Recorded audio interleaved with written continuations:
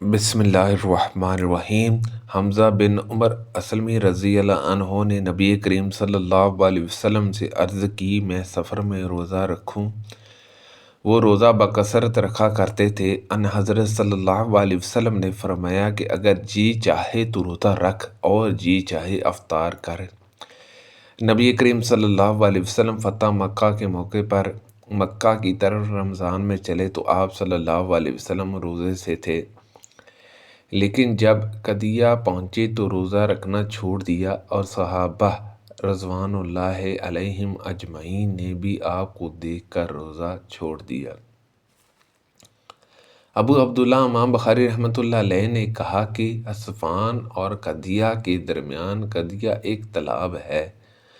ابو درداء رضی اللہ عنہ نے کہا، ہم نبی کریم صلی اللہ علیہ وسلم کے ساتھ ایک سفر کر رہے تھے۔ دن انتہائی گرم تھا۔ گرمی کا یہ عالم تھا کہ گرمی کی سختی سے لوگ اپنے سروں کو پکڑ لیتے تھے۔ نبی کریم صلی اللہ علیہ وسلم اور ابن رواح رضی اللہ عنہ کے سوا اور کوئی شخص روزے سے نہیں تھا۔ رسول اللہ صلی اللہ علیہ وسلم ایک سفر غزوہ فتح میں تھے۔ آپ صلی اللہ علیہ وسلم نے دیکھا کہ ایک شخص پر لوگوں نے سایہ کر رکھا ہے۔ آپ صلی اللہ علیہ وسلم نے دریافت فرمایا، کیا بات ہے؟ لوگوں نے کہا کہ ایک روزے دار ہے۔ آپ صلی اللہ علیہ وسلم نے فرمایا کہ سفر میں روزہ رکھنا کچھ اچھا کام نہیں ہے۔ ہم نبی کریم صلی اللہ علیہ وسلم کے ساتھ رمضان میں سفر کیا کرتے تھے۔ سفر میں بہت سے روزے سے ہوتے اور بہت سے بے روزے ہوتے، لیکن روزے دار بے روزے دار پر اور بے روزے دار روزے دار پر کسی قسم کی عیب جوئی نہیں کیا کرتے تھے۔ رسول اللہ صلی اللہ علیہ وسلم غزوہ فتح میں مدینے سے مکہ کے لیے سفر شروع کیا تو آپ صلی اللہ علیہ وسلم روزے سے تھے۔ جب آپ اسفان پہنچے تو پانی منگوایا اور اسے اپنے ہاتھ سے منہ تک اٹھایا تاکہ لوگ دیکھ لیں۔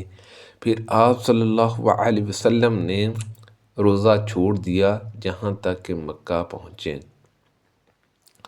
ابن عباس رضی اللہ عنہما کہا کرتے تھے کہ رسول اللہ صلی اللہ علیہ وسلم سفر میں روزہ رکھا بھی اور نہیں بھی رکھا، اس لیے جس کا چاہے روزہ رکھے اور جس کا جی چاہے نہ رکھے۔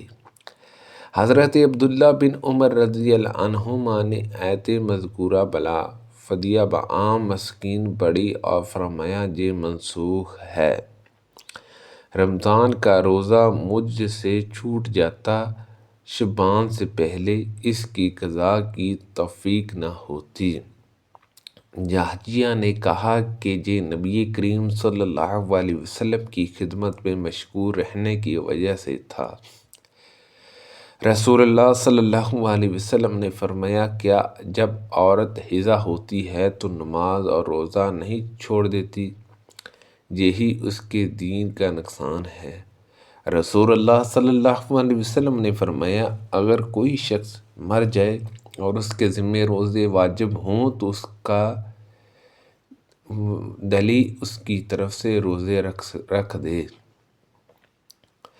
موسیٰ کے ساتھ اس حدیث کو ابن وہاب نے بھی عمرو سے روایت کیا، اور جہجیہ بن عجوب نے بھی ابن ابی جعفر سے، ایک شخص رسول اللہ صلی اللہ علیہ وسلم کی خدمت میں حاضر ہوا اور عرض کی، یا رسول اللہ صلی اللہ علیہ وسلم، میری ماں کا انتقال ہو گیا اور ان کے ذمے 1 مہینے کے روزے باقی رہ گئے ہیں، کیا میں ان کی طرف سے قضا رکھ سکتا ہوں؟ آپ صلی اللہ علیہ وسلم نے فرمایا کہ ہاں ضرور، اللہ تعالیٰ کا قرض اس بات کا زیادہ مستحق ہے کہ اسے ادا کر دیا جائے۔ سلمان عماش نے بیان کیا کہ حکم اور سلمہ نے کہا، جب مسلم بطین نے یہ حدیث بیان کی تو ہم سب وہیں بیٹھے ہوئے تھے۔ ان دونوں حضرات نے فرمایا کہ ہم نے مجاہد سے بھی سنا تھا کہ وہ یہ حدیث ابن عباس رضی اللہ عنہما سے بیان کرتے تھے۔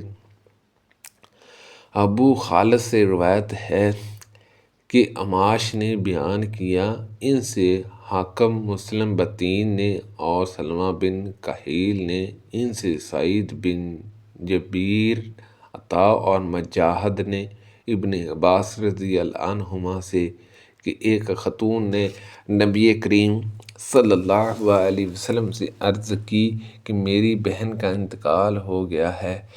پھر یہی قصہ بیان کیا۔ جہجیہ اور سعید اور ابو معاویہ نے کہا، ان سے حماش نے بیان کیا، ان سے مسلم نے، ان سے سعید نے اور ان سے ابن عباس رضی اللہ عنہما نے کہ ایک خاتون نے نبی کریم صلی اللہ علیہ وسلم سے عرض کی کہ میری ماں کا انتقال ہو گیا ہے۔ اور عبید اللہ نے بیان کیا، ان سے زید ابن ابی انیسہ نے، ان سے حکم نے، ان سے سعید بن جبیر نے اور ان سے ابن عباس رضی اللہ عنہما نے کہ ایک خاتون نے نبی کریم صلی اللہ علیہ وسلم سے عرض کی کہ میری ماں کا انتقال ہو گیا ہے، اور ان پر نذر کا ایک روزہ واجب تھا۔ اور ابو حریزہ عبداللہ بن حسنین نے بیان کیا، کہا ہم سے اکرمہ نے بیان کیا اور ان سے ابن عباس رضی اللہ عنہما نے کہ ایک خاتون نے نبی کریم صلی اللہ علیہ وسلم کی خدمت میں عرض کی کہ میری ماں کا انتقال ہو گیا ہے، اور ان پر 15 دن کے روزے واجب تھے۔ سبحان اللہ عز و جل۔ اللہ پاک سے دعا ہے کہ اللہ پاک ان حدیثوں پر عمل کرنے کی توفیق عطا فرمائے۔ اللہ پاک ہم سب کو صحت و تندرستی عطا فرمائے، آمین، بجاہ النبی الامین صلی اللہ علیہ وسلم۔